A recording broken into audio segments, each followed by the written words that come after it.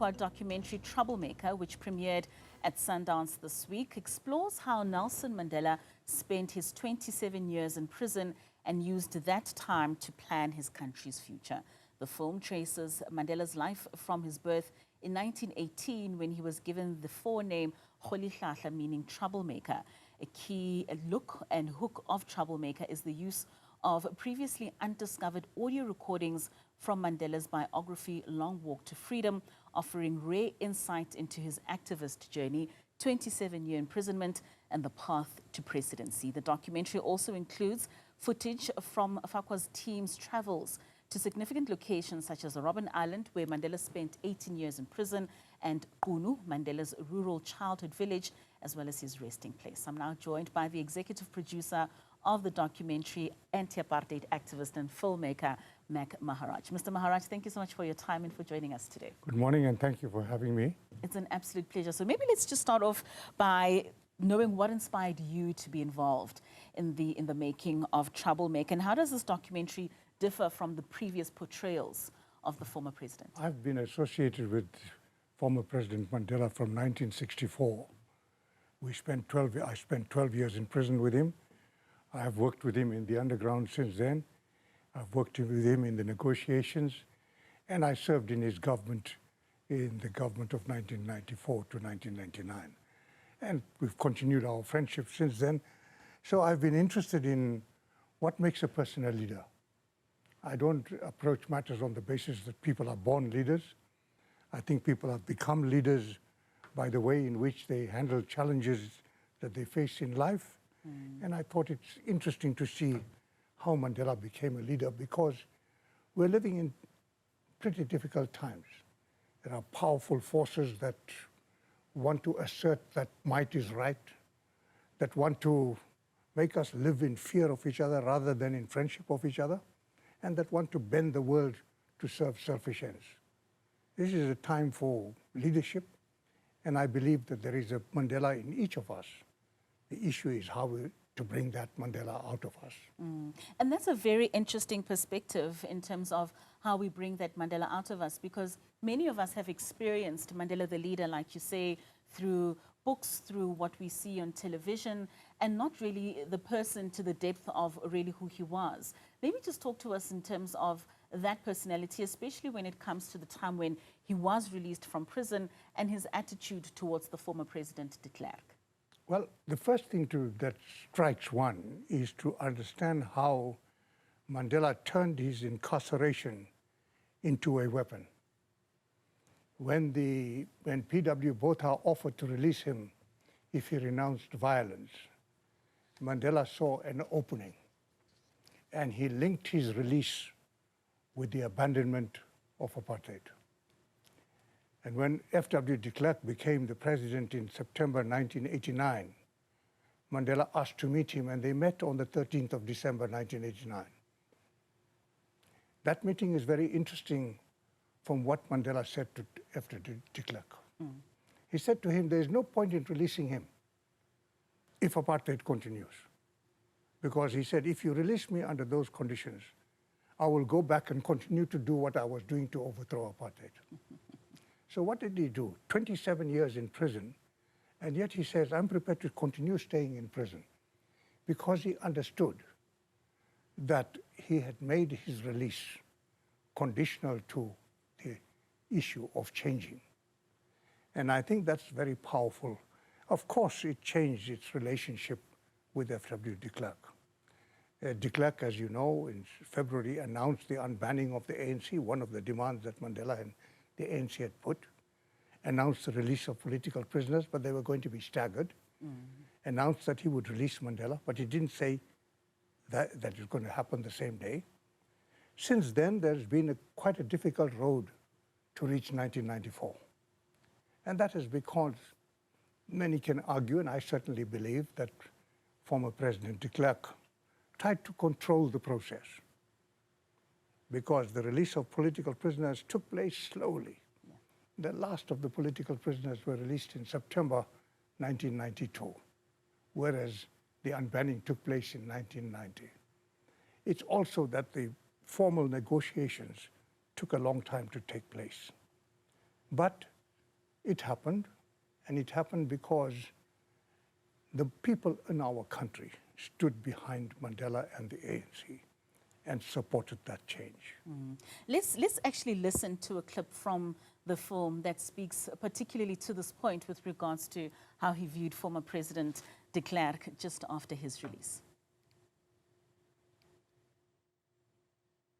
We believe that in our country there shall be no minority, there shall be no majority, there shall just be people.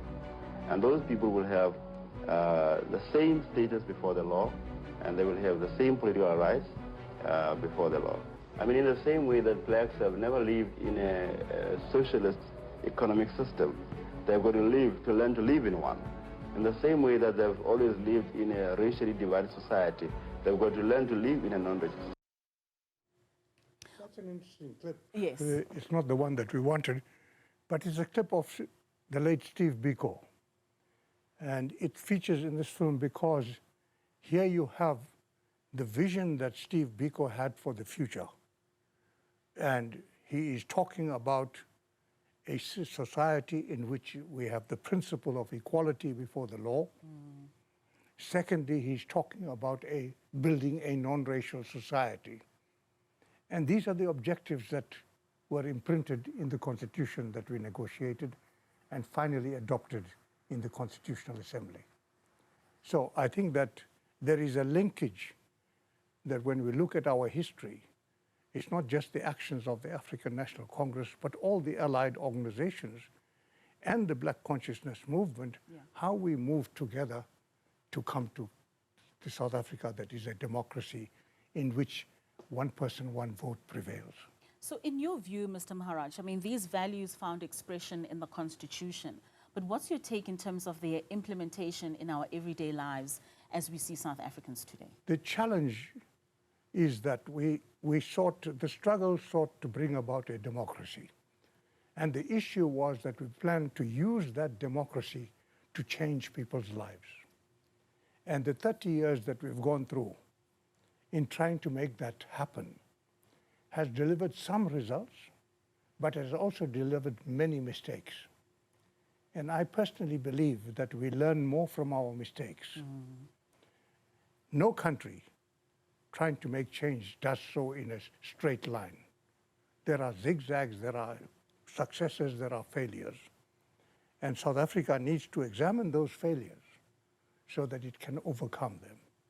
But the goal is there in our Constitution to build this society based on equality, assert the dignity of every individual, and to build a society based on non-racialism. Mr. Maharaj, I just want us to take one step back and listen to that clip with the former President de Klerk that we mentioned earlier on in terms of what the former President Nelson Mandela's perception was at the time of his release. We also discussed the question of my release. I said, there is no use releasing me under the same condition under which you arrested me. If you release me without bringing changes, I will do exactly what you arrested me for. That the best way to move ahead is to unban the ANC and other political organizations, to lift the state of emergency, and to release all political prisoners and to allow exiles to return. I put forward that point of view. Well, certainly, I mean, that is an extract from what the very 70 recordings that the former president made with regards to that book, Long Walk to Freedom, that he had put together. But one other issue that maybe today is very prevalent is the unity of Africans. It would be very interesting to get your perspective on that, especially what we are seeing even with some civil society organizations in the country calling for the prioritization of South Africans, saying that the influx of foreign nationals is taking away from the very little resources. What do you think would have been the former president's response to this in this day and age? It is very important to look at what Mandela had to say, not simply because we want to make him into an icon, but we want to see him as a leader. And when he joined the ANC in 1944, the tapes show his perspective of how he understood the challenge that the ANC formed itself to be addressed. So we have a clip there in which he speaks about it, And it is important to listen to it because what you have is a tribute that he pays to the generation that nurtured him, to the generation of the APM DAs who were with him in the Youth League, but broadened his horizon. And it's in that context that he talks about the fact that we cannot make change if we do not first unite as a people, as Africans. And that context he has translated into wider context of the continent as a whole.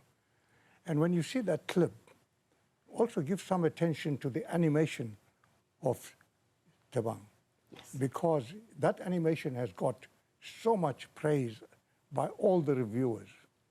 And it is there featuring to give life to the words that Mandela is using. So let's listen to that clip.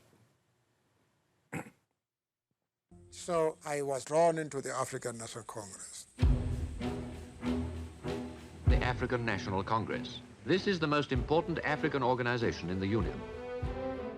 The organization tried to give some form to the idea of Africanism. That we have got our own history, our own culture, our own destiny. And our duty is to look at the African continent and to unite Africa. We are not in favor of tribalism.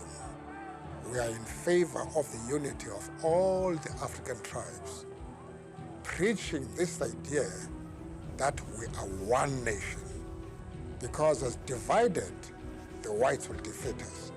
But once we come together and forget that we are Zulus, Sothos, Shangans, and Xhosas, then we will be able to realize our aspiration. We virtually published the Freedom Charter. It became an established policy of the ANC. In a sense, that was your Declaration of Independence, your constitution. Yes. So you touched on the animation that is used there, and I think what's very interesting is the use of protest art in today's context, but also just seeing how protest led to what South Africa is today. Without that, we would not be where we are. Without not just the workers coming together, without the African people coming together across tribes, reaching out through the Freedom Charter to all South Africans, drawing in artists, professionals, workers, laborers, so that we all stand together. And the challenge today in building South Africa, in this democracy, is not to allow government to think that it is going to deliver everything. The challenge is that we all want as people to be partners in this process of building. And therefore, we want a participatory democracy. So, but the challenge of unity remains critical. That is why when you see all the debates that take place, you will see how leaders in the ANC still talk and pursue the goal of trying to unite people. And that remains our goal today. You speak of a participatory democracy. Do you think South Africans are, and I use the wrong phrase, but educated enough to understand active citizenry and really what their role is in governing a country? I don't think education plays any role. I think the idea that people stand up to build their own society is inbuilt in the humankind's march to freedom. The issue is you can see around the country, you will see pocket after pocket all over. Last night I was talking to somebody about the Ponte, how the community has come together, retrieved that building, and now made it a community center. Yeah. So we can do it. But the issue is not to say, have an attitude that everything has to be done by government. Yes. The attitude must be that we are partners, and we must insist that government treats the people as partners. We will only have a participatory democracy if we work together to build it. It won't come down given to us from heaven. We have to make it. What do you want audiences to take away from this film, and not just South Africans, but globally? My hope is that Antoine Fuqua has given us Mandela in his own words. Let us, when we watch that film, interrogate it, question it, challenge it, understand what Mandela is trying to tell us, not how we want to build him to be. And then take away from it what can make us better people in the sense of being people who no longer have to pay attention to the needs of our own family and our loved ones. But if we are to make a change in society, we need to act to make a difference in the lives of others. So there's a Mandela in each of us. The world demands that kind of people, and let's find the Mandela in each of us by questioning what we see so that we interpret Mandela and make him relevant to our current life. Mr. Maharaj, thank you so much for your time, for spending this morning with us, and most importantly, in bringing these voices back to life so that we can all find that Mandela within us. Thank you very for joining much. us.